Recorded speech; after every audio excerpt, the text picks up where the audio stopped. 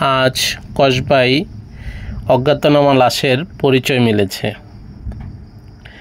ব্রাহ্মণবাড়িয়ার কসবা আখাউড়া সড়কের পাশে চাপিয়া নামক স্থানে গত সোমবার 23 জুন রাতে পড়ে থাকা লাশের পরিচয় মিলেছে।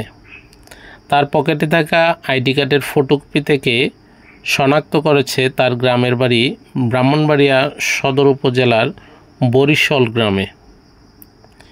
নিহত ব্যক্তির নাম রিপন মিয়া, বয়স 41। সে বরিশল গ্রামের আব্রু মিয়ার পুত্র। কসবা থানা অফিসার ইনচার্জ মোহাম্মদ আব্দুল কাদির জানান, সে চিহ্নিত ডাকাত দলের সদস্য। তার বিরুদ্ধে আখাউড়া ও ব্রাহ্মণবাড়িয়া থানায় 3টি ডাকাতির মামলা রয়েছে।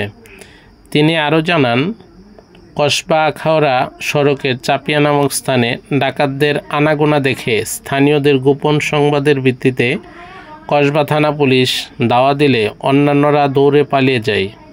গ্রামবাসীরা গভীর রাতে সড়কের পাশে অজ্ঞাতনামা লাশ দেখতে পেয়ে পুনরায় কসবা থানা পুলিশকে খবর দেয়। ওসি জানান, আজ দুপুরে ময়নাতদন্তের জন্য তার লাশ ব্রাহ্মণবাড়িয়া সদর হাসপাতালে পাঠানো হয়েছে। তিনি বলেন, তার দেহে কোনো আঘাতের চিহ্ন নেই। ধারণা করা হচ্ছে রিপন মিয়া স্ট্রোক করে মারা গেছে।